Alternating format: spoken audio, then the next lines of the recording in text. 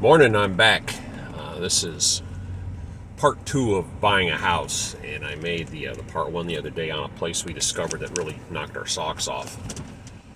And we were not actually able to go in it at the time because the owner was out of town, but we got to see the pictures and we were outside the house. So our realtor gave us a video view of the place, went through it, and the first thing we noticed, and this is true in all cases, the pictures always look better than the real thing, but the pictures, what the problem we had was the place was kind of dark inside, which it just had a really cool vibe to it, and it was much lighter, so they had darkened it up in the picture, which again, not a big deal.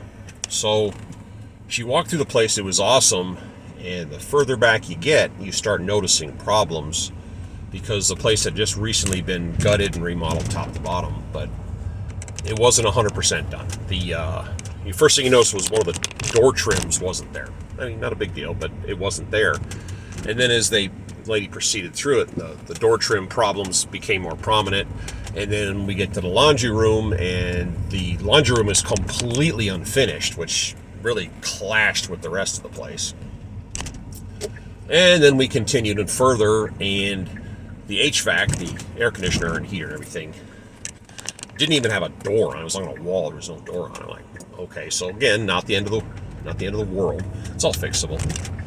And what was weird is this place had been on the market for a little while, and apparently we're the first people to show interest in it. And like magic, when he set up the appointment, the price went up. Gee, what do you know?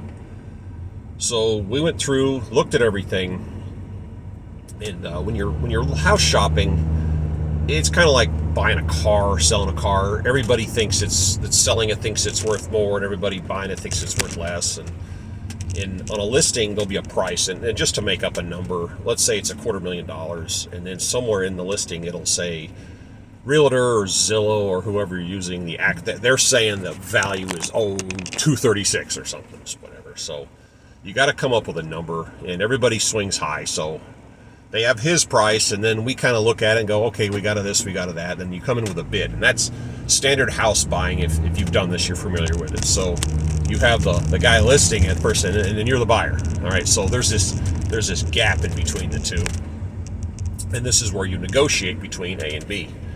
So I talked to the big boss lady, and I said, okay, we're going to bid this price, which was aggressive. It was real close to listing, and I want to split the closing costs on the house, which is not uncommon to do. And his response was, he won't accept anything below list price.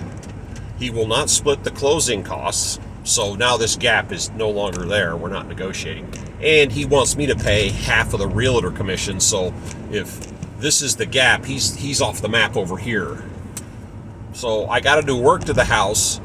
I got to pay sticker. I got to pay all the closing in. I've got to pay I asked the realtor, does he want me to pay the movers to move his stuff out? Or, I mean, why stop there? You know?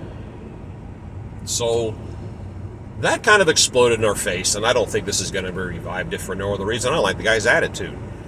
And I am going to use my very limited computer skills, and I'm going to try to cut and paste the listing and put it in the description, because I want you to see what we found. Because again, it was stunning. It is still, I mean, it needs some stuff, but it was quite stunning. But I want you to see what we stumbled on, to see if anybody else thinks this was kind of a cool setup. All right, take care.